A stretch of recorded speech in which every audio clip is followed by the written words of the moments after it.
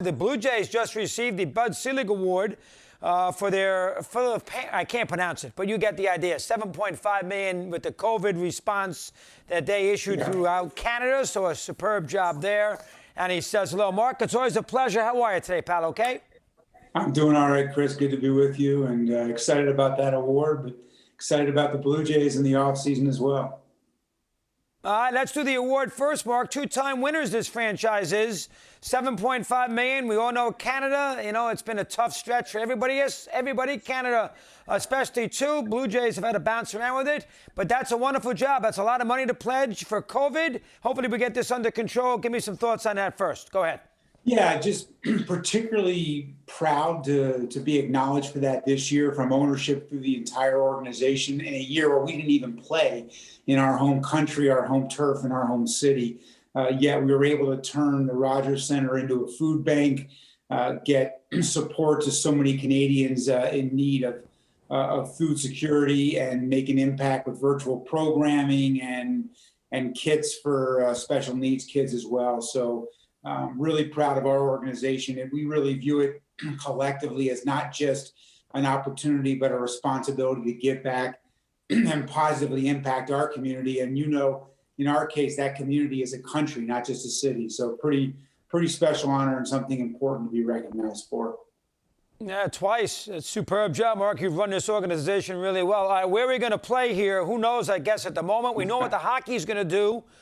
In this separate division here with the travel. I mean, I'm assuming that you probably won't start the year in Toronto. Will it be Buffalo? How about Dunedin? I know you've renovated that whole facility. Where do you expect maybe to play the first month or so of the season? What's your take on that?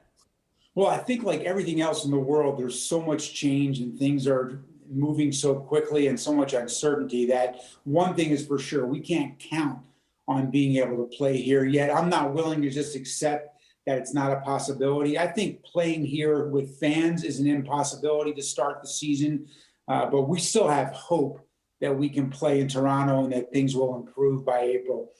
Yeah, you're right. We don't have the luxury of certainty there, so we'll need to plan for alternatives. We're in the process of doing that now.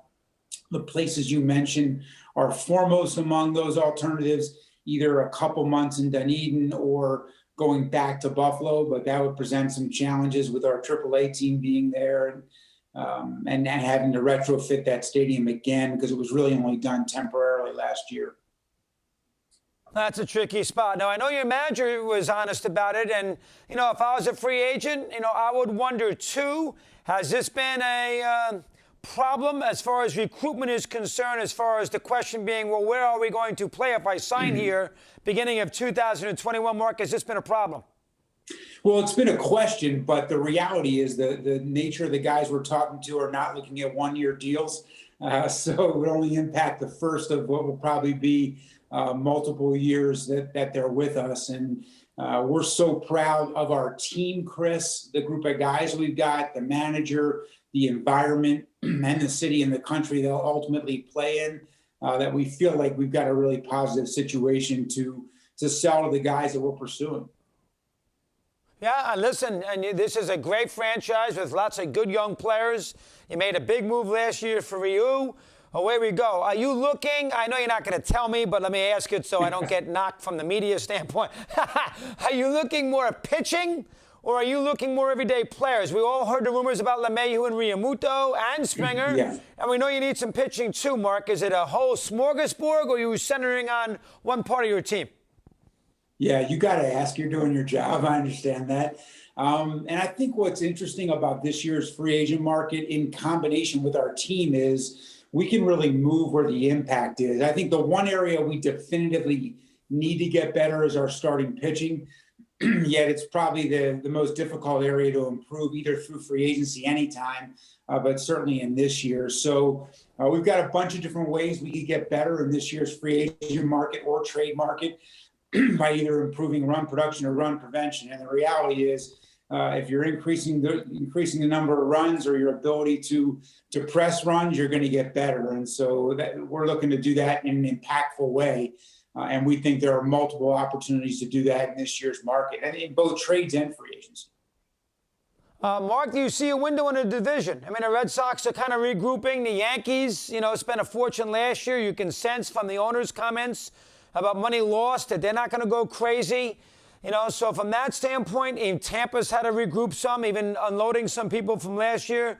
There is a window for a postseason team, and you made it last year, for a young team to break through. Do you see the same thing I see as far as the American League East goes? Well, I think the one thing you can count on is the American League East is going to be tough. It's going to be tough because there are a couple teams with extreme resources in the Red Sox and the Yankees, and there is one of the best run franchises in all of Major League Baseball in the Tampa Bay Rays. And certainly the Orioles have a plan and will keep getting better. However, I do feel that I'm bullish on the Blue Jays. We're young, talented. Beyond that, we're a bunch of guys that believe maybe in their ability and talent more than anybody else on the outside.